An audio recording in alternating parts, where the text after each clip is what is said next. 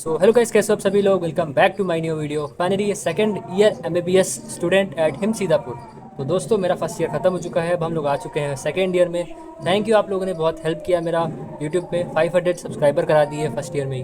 तो दोस्तों, आप लोगों का जो प्यार है, जो सपोर्ट है, उसकी वजह से ही मैं आपके लिए वीडियो लाता था फर्स्ट ईयर में। और यही चीज़ आपको मेरे साथ आपको कंटिन्यू रखना है एज ए एमबीबीएस जर्नी। ठीक है, क्योंकि अब आप भी अब आप भी आ चुके हो, बहुत सारे लोग एमबीबीएस में, और कई सारे आप लोग मेरे कॉलेज में से भी हो। तो दोस्तों, तो सबसे पहले मैं आपका सबका धन्यवाद करना चाहता हूँ मेरे साथ जुड़े रहने के लिए। और आप लोग के लिए आपको जो मैंने गाइडलाइन दी थी, आपके लिए बहुत ही फ़ायदेमंद हुई होगी। और आप लोग जो एमबीबीएस में एडमिशन ले चुके हो डिफरेंट कॉलेजेस में भी, वहाँ भी बहुत सारी हेल्प कर पाओगे दूसरे की भी बताने के लिए कि कैसे एडमिशन होता है। तो दोस्तों, सारा प्रोसेस आपको पता चल गया था। अब सब आपका एडमिशन हो चुका है। अब यहाँ से आपको एमबीबीएस की जर्नी शुरू करनी है। तो उसके लिए आप लोग को पता होनी चाहिए एमबीबीएस में कि एमबीबीएस में आने के बाद आप लोग कैसे सर्वाइव करते हो इन द फर्स्ट ईयर। मेरा फर्स्ट ईयर ख़त्म हो चुका है। मैं आपको एक्सप्लेन कर सकता हूँ कैसे मैंने एमबीबीएस सर्वाइव किया इन मेरे फर्स्ट ईयर। और सेकेंड ईयर के लिए मेरे क्या क्या प्लान्स हैं और क्या क्या चीज़ें मैं करने वाला हूँ सेकेंड ईयर में। और सेकेंड ईयर में क्या इंप्रूवमेंट हम लोग कर सकते हैं एज़ इन यूट्यूब चैनल। ठीक है दोस्तों, तो चलिए वीडियो को स्टार्ट करते हैं मेन टॉपिक के साथ। ठीक है, तो दोस्तों चलिए स्टार्ट करते हैं। सबसे पहले बात करते हैं कि हमें एमबीबीएस में आने के बाद किससे हेल्प लेनी चाहिए। तो सबसे पहले दोस्तों, एमबीबीएस में आने के बाद आपके पास ना तो कोई घर परिवार कोई सदस्य होता है, ना तो कोई और होता है। तो जो हमारा जो दोस्त बनते हैं, जो हमारे बाद में फ्रेंड बनते हैं, वो हमारे सीनियर ही होते हैं। तो सीनियर के साथ हमें सबसे पहले बहुत अच्छे बनानी होती है, अच्छे से उनको जानना होता है। तो सीनियर के साथ सबसे पहले हमें इंटरेक्शन करना होता है। सीनियर के साथ इंटरेक्शन करने से पहले हमें उनके साथ अच्छे से पेश आना होता है। तो अगर सीनियर के साथ हम लोग अच्छे से बना के रखते हैं तो हर स्टेप्स में वो हमारी हेल्प करते हैं, चाहे वो फर्स्ट ईयर हो, चाहे सेकेंड ईयर हो, चाहे थर्ड ईयर हो, चाहे फोर्थ ईयर। चारों ही साल वो हमारी हेल्प करते हैं। मैं जब आया था एमबीबीएस करने, सबसे पहले मैंने वो सीनियर को ढूंढा जो मेरी हेल्प अच्छे से कर सकते हैं। एमबीबीएस में सीनियर ढूंढने के बाद उनसे हेल्प आप कभी भी ले सकते हो, किसी भी टाइम पे वो हमेशा आपकी हेल्प करने के लिए आगे रहेंगे। जो भी आप सीनियर आपको अच्छे से हेल्प करना चाहता हो। ठीक है, अब आप ऐसे सीनियर को मत पकड़ लेना जो गलत आपको राह पे ले जाए। आपको अच्छे सीनियर को पकड़ना है और उनसे हेल्प लेनी है, कोई भी आपको दिक्कत हो रही हो। क्योंकि एमबीबीएस में ना तो कोई आपके मम्मी पापा होते हैं, ना तो कोई और होता है। तो आपको अच्छे सीनियर के साथ ही बना के रखनी होती है, ताकि आप लोग कोई भी दिक्कत हो सेकेंड ईयर में हो, जब आपकी पोस्टिंग लगेगी तब आपको कोई भी दिक्कत होती है तो आप सीनियर से अपने पूछ सकते हो। तो सबसे इंपॉर्टेंट होता है सीनियर से अच्छे से बना के रखना और उनकी बातें सुननी है। ठीक है, क्योंकि अगर आप उनकी बातें सुनोगे तभी आपकी बातें वो सुनेंगे। ठीक है, तो सबसे पहली बात हो गई सीनियर से अच्छा बना के रखना। दूसरी बात, आप क्या करोगे एमबीबीएस में आने के बाद, जो भी आपको टीचर बोले, जैसे कि टीचर आपको बोलता है ये पढ़ के आओ, ये पढ़ के आओ, आगे का पढ़ के आओ, तो थोड़ा सा आप एक्स्ट्रा पढ़ के जाया करो क्लास में, ताकि आप लोग को ज़्यादा समझ में आए। क्योंकि जो हमारे मैम टीचर होती हैं, फिर सर होते हैं, वो जो पीपीटी से पढ़ाते हैं, वो अगले अगले टॉपिक का भी थोड़ा बहुत पढ़ा देते हैं जो हमें नहीं आती। ठीक है, तो अगर आप थोड़ा आगे का पढ़ के जाओगे तो जो आगे का सिलेबस होगी, जो सर पढ़ाने वाले होंगे, वो भी आपको आ जाएगा क्लास में। तो अगर आप लोग आपको लगेगा कि क्लास में अच्छे से समझ में आए, तो उसको थोड़ा सा पढ़ के जाओ आप पहले। ठीक है, तो आपको तब क्लास में अच्छे से समझ में आएगा। ठीक है दोस्तों, दूसरा टिप ये हो गया।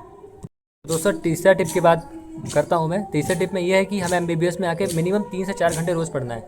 अगर आप 3 से 4 घंटे रोज़ पढ़ोगे तो आपका कोई बैकलॉग नहीं होगा। बैकलॉग नहीं होगा तो आपको लास्ट में जाके कोई भी दिक्कत नहीं होगी। जैसे कि मैं 3-4 घंटे अगर मैं रोज़ पढ़ता था अपने फर्स्ट ईयर में, तो लास्ट में मुझे ये दिक्कत नहीं थी कि मुझे सिलेबस ख़त्म करना है। मुझे लास्ट तक ये था कि मुझे रिवाइज़ करना है 2-3 बार टॉपिक को। जो सिलेबस खत्म होने के बाद अगर आप रिवाइज़ करोगे 3-4 बार, तो आपको वो जो टॉपिक है वो पक्का सॉलिडिफाई हो जाएगा। और अगर उस क्वेश्चन से कोई भी टॉपिक का कोई भी क्वेश्चन आता है या फिर उससे रिलेटेड कोई भी क्वेश्चन आते हैं, तो आप अच्छे से उसको सॉल्व कर पाओगे। तो सबसे इंपॉर्टेंट है कि आप लोग सिलेबस ख़त्म कर लो। आप लोग अपना कहाँ कब तक, जब तक एग्ज़ाम नहीं आता। एग्ज़ाम के 1 महीने पहले तक आपका शायद एक सिलेबस ख़त्म हो जाए खुद से। ठीक है, टीचर के नहीं, टीचर तो अपना आखिरी तक कराएगा जब तक आखिरी दिन है। ठीक है, उनके भरोसे नहीं चलना है, हमें खुद से सिलेबस ख़त्म करना है एग्ज़ाम के पहले तक। उसके बाद जब 15 दिन या फिर 20 दिन होंगे, 1 महीने होंगे एग्ज़ाम के, तो उसमें आपको सिर्फ रिवाइज़ करना है। तो आप ट्राई करो एक महीने पहले तक आप पूरा रिवाइज़ एक बार पूरा अच्छे से सिलेबस कर लो। और चाहे तो एक बार रिवाइज़ भी कर लो 1-2 बार, क्योंकि आपके जो एग्ज़ाम्स होंगे बीच में पीसीटी होगा, इंटरनल होगा, उसमें आपको अच्छे से रिवाइज़ करना पड़ेगा एक एक चीज़। तो दोस्तों, अगर आप लोग रिवाइज़ करके पहले से चलोगे तो आपके लिए बहुत ही हेल्पफुल होगा और आप लोग काफ़ी अच्छे से स्कोर कर पाओगे पीसीटी वगैरह में भी, इंटरनल में भी।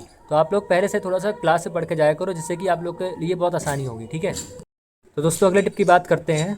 जो हमें है, जो दूसरा टिप है, जो अगला टिप है वो क्या है कि हमें अटेंडेंस अपनी मेंटेन करनी है। थ्योरी में 70% और हमें प्रैक्टिकल में मिनिमम 80% हमें चाहिए कि कैसे भी करके हमें हमारी अटेंडेंस इससे कम ना हो। चाहे वो फर्स्ट ईयर हो, चाहे second, third year, fourth year, चाहे जो भी ईयर हो, हमारी अटेंडेंस 70 और 80% तक होनी चाहिए। 70 थ्योरी में और 80 प्रैक्टिकल में, क्योंकि ये जो हमारी अटेंडेंस है वो एक्चुअली में जाती है अपर लेवल पे और वहाँ पे चेक होती है अटेंडेंस किसकी कितनी है। तो अटेंडेंस ज़्यादा बंक मत करना क्लास, और अटेंडेंस 70 और 80 रखना जहाँ जहाँ मैंने बोला है, ठीक है।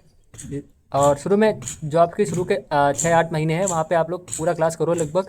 बीच में छुट्टी ले सकते हो, लेकिन शुरू वाले क्लास करना। आखिरी में जब एग्ज़ाम्स आएंगे, सेकंड टर्मिनल या फिर प्रॉफ का एग्ज़ाम आएगा, उसके पहले आप छुट्टी ले सकते हो 15-20 दिन की। आप कब ले पाओगे छुट्टी? जब आपकी 70% तक अटेंडेंस आपकी पहले से 80% हो। 80 से जब 70 तक आओगे थ्योरी में, तब आपको 10% के लिए 15 दिन छुट्टी ले सकते हो। तो आपको छुट्टी कब लोगे? जब आपके पास अटेंडेंस हो पहले ही ज़्यादा 80-85 तक होगी, तभी आप छुट्टी ले सकते हो। वरना आप अगर मेंटेन करके ही चलोगे तो लास्ट में तक आपको मेंटेन करनी ही पड़ेगी। अगर आप पहले से ज़्यादा अटेंडेंस लेकर चलोगे तो आप छुट्टी ले सकते हो बाद में। ऐसा ही हम लोग किए थे। ऐसा ही हम लोग का अटेंडेंस ज़्यादा था, उसके बाद हम लोग लास्ट में एग्ज़ाम के दिन छुट्टी ले लिए। जैसे कि हमारी जो सिलेबस, जो भी जिसकी सिलेबस नहीं कंप्लीट था, वो भी अपना सिलेबस कंप्लीट करके 10 बार रिवीजन कर लिया। ठीक है दोस्तों, 10 बार तो ज़्यादा हो गया, मतलब 2-3 बार रिवीजन कर लिया, तो उससे काफ़ी हो गया। हेल्प मिली एग्ज़ाम में, क्योंकि एग्ज़ाम इस बार हमारा थोड़ा टफ आया था, तो उसके हिसाब से हम लोग ज़्यादा रिवाइज़ किए थे, तो हम लोग कर लिए एग्ज़ाम में। ठीक है दोस्तों। और दोस्तों टिप फॉर द वाइवा, अगर आप बॉयज़ हो तो बॉयज़ में जब आप वाइवा देने जाओ तो क्लीन शेव करके जाना, माउस्टेज भी हटा देना, क्लीन शेव करके बाल छोटे करके जाना, ठीक है, जब आप वाइवा देने जाना।